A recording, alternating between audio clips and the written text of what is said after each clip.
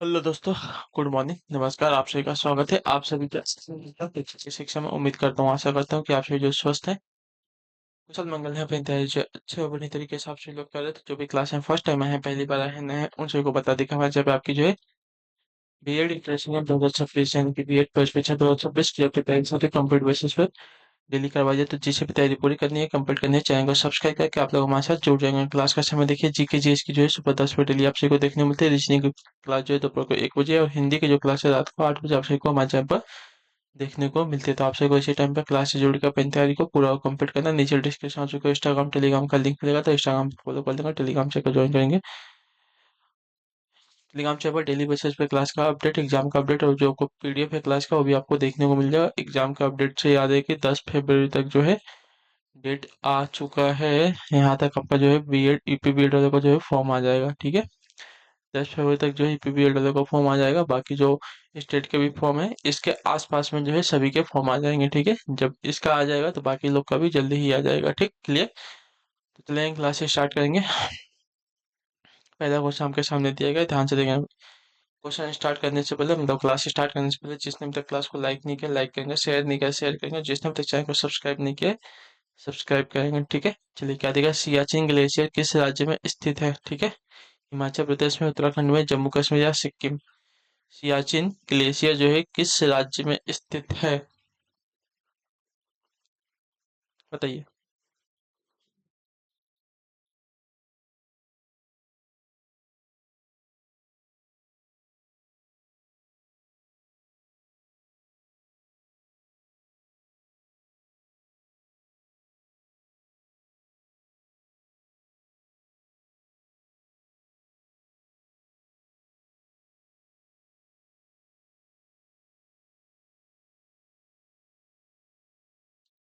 तो आपका right answer हो जाएगा साथियों यहाँ पे ऑप्शन नंबर सी। ठीक है, ऑप्शन नंबर सी जिसका है सही उत्तर है जम्मू कश्मीर राज्य में। ठीक है, अगला प्रश्न देखेंगे आपका है दूसरा नंबर।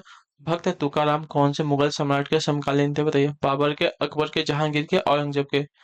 भक्त तुकाराम कौन से मुगल सम्राट के समकालीन थे? तो आपका राइट आंसर हो जाएगा जहांगीर के। ठीक है, ऑप्शन नंबर सी इसका भी राइट आंसर होगा। क्लियर। चलिए अगले क्वेश्चन को देखेंगे। आपके सामने है तीसरा नंबर। किसने महिलाओं के लिए वामा बोधिनी पत्रिका निकाली थी, बताइए। महिलाओं के लिए किसने जो है वामा बोधिनी पत्रिका निकाली थी? केशव चंद्र सेन ने, ईश्वर चंद्र विद्यासागर ने, राजा राम मोहन राय ने, या देवेंद्र नाथ टैगोर ने? किसने?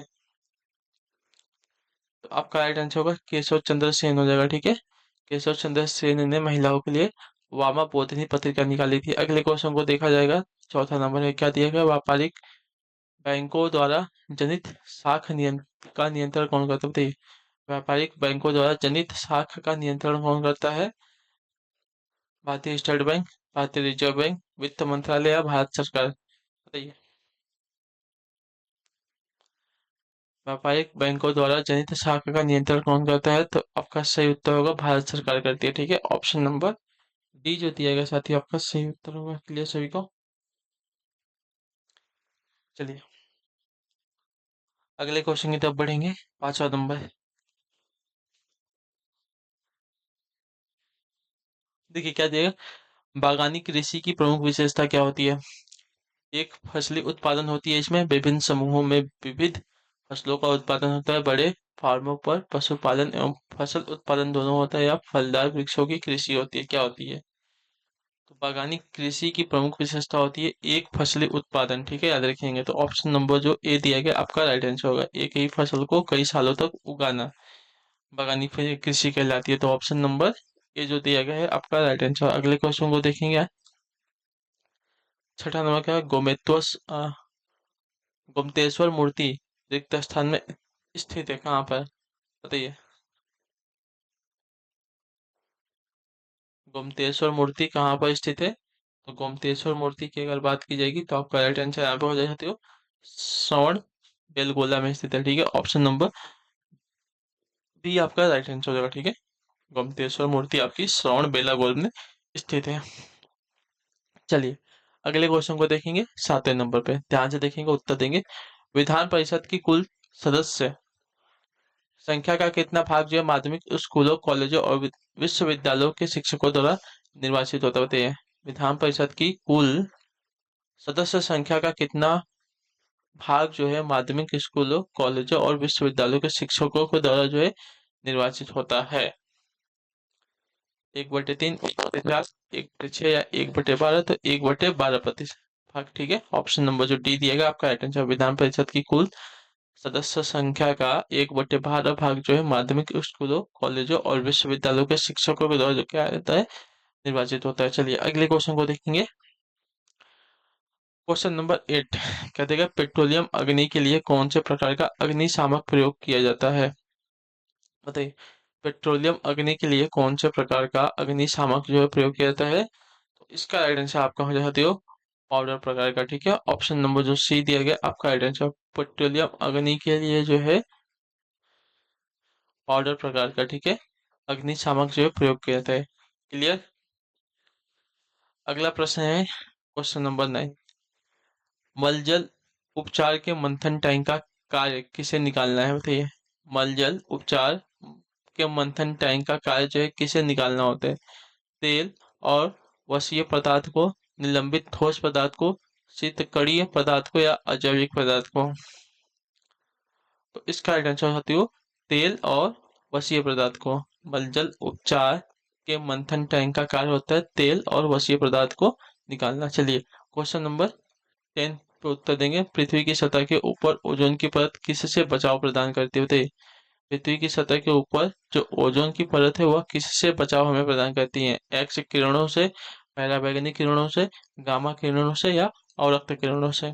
तो इसका राइट आंसर हो जाएगा साथियों पराबैंगनी किरणों से, ठीक है। तो ऑप्शन नंबर जो बी दिया गया आपका राइट आंसर। इससे क्या होता है, त्वचा का कैंसर होता है, ठीक है, इसके वजह से।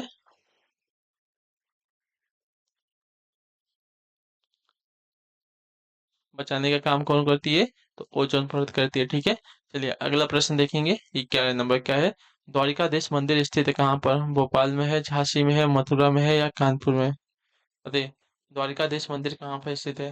द्वारिकाधीश मंदिर की अगर बात करेंगे तो आपका जो दिया गया है मथुरा में स्थित है। ऑप्शन नंबर सी जो दिया गया आपका राइट आंसर होगा, ठीक है। क्लियर है। चलिए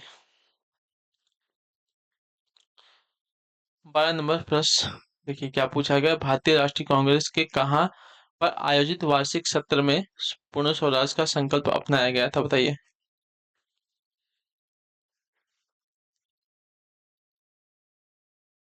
भारतीय राष्ट्रीय कांग्रेस के कहाँ पर आयोजित वार्षिक सत्र में जो है पूर्ण स्वराज का संकल्प अपनाया गया था? मुंबई, लाहौर, कलकत्ता, मद्रास। तो आपका राइट आंसर यहाँ पे हो जाए सकते हो लाहौर अधिवेशन में। ऑप्शन नंबर जो बी दिया गया आपका राइट आंसर होगा, ठीक।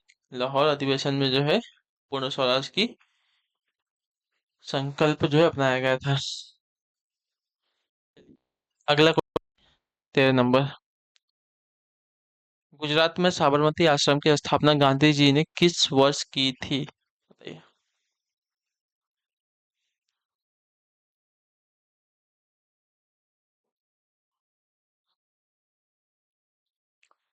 तो वर्ष 1916 में, ठीक है। गुजरात में साबरमती आश्रम की स्थापना गांधी जी ने जो है वर्ष 1916 में की थी। तो ऑप्शन नंबर ए हमारा राइट आंसर हो जाएगा। अगला प्रश्न की तरफ पढ़ेंगे आपके सामने 14 नंबर।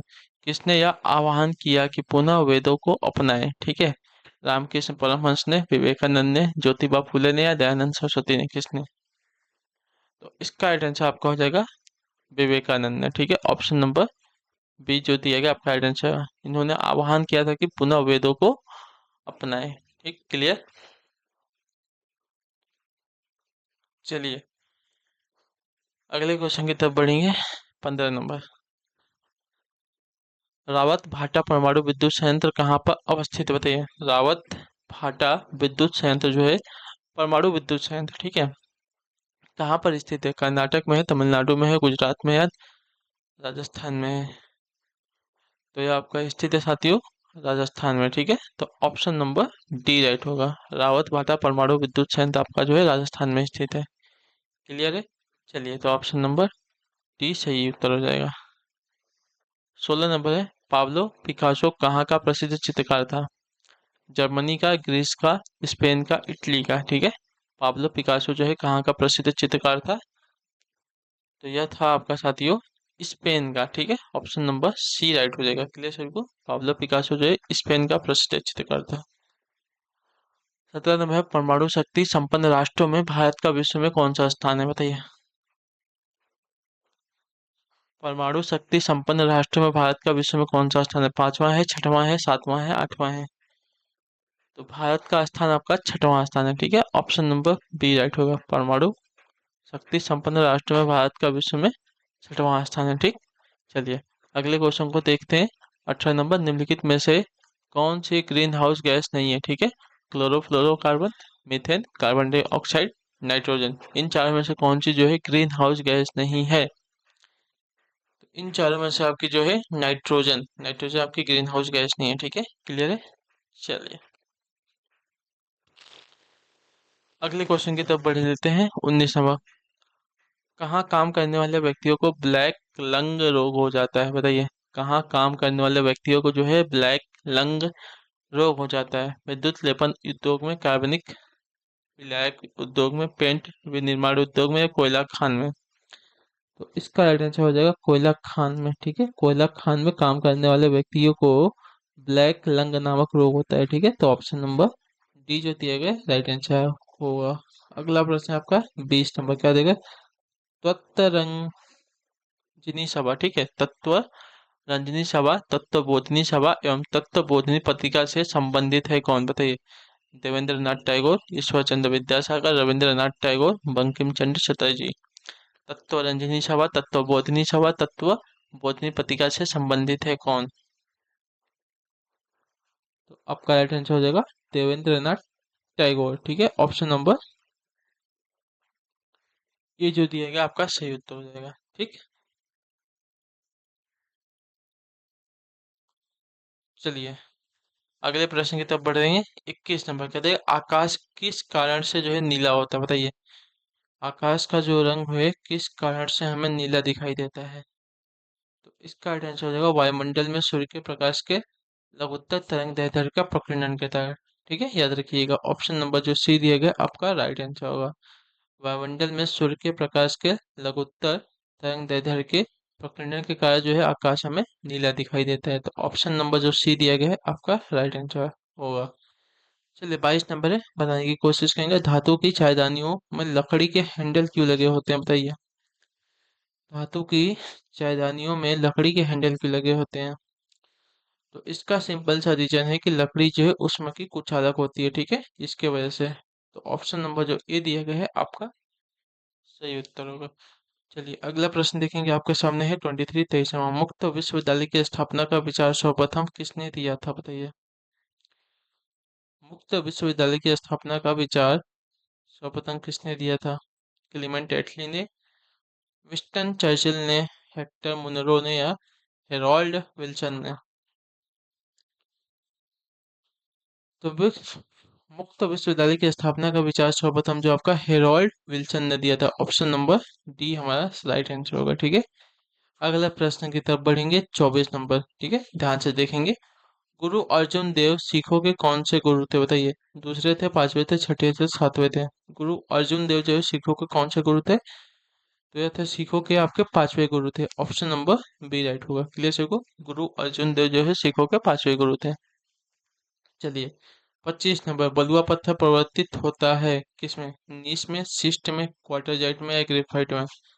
बलुआ पत्थर जो है किसमें रूपांतरित होता है या परिवर्तित होता है? तो बलुआ पत्थर आपका परिवर्तित होता है साथियों आपका क्वार्टरजाइट में, ठीक है, ऑप्शन नंबर सी राइट हो जाएगा। क्लियर सभी को? चलिए तो इसी के साथ जो क्लास है आज की यहीं पे कंप्लीट होती है। उम्मीद करता हूँ आज को क्लास जो अच्छी लगी है, पसंद आई है, तो अपना जो फीडबैक है क्लास का नीचे कमेंट में बताएंगे। क्लास अच्छी लगी क्लास को लाइक करके, चैनल पर पहले चैनल को सब्सक्राइब करके आप सब जाएंगे जो भी होगा नीचे कमेंट करके आप सब लोग बता दें, ठीक है। तो हम आपसे मिलते हैं आपकी अगली क्लास में, तब तक के लिए टाटा बाय बाय, जय हिंद जय भारत। आप सभी का क्लास से जुड़ने के लिए बहुत बहुत ही धन्यवाद साथियों।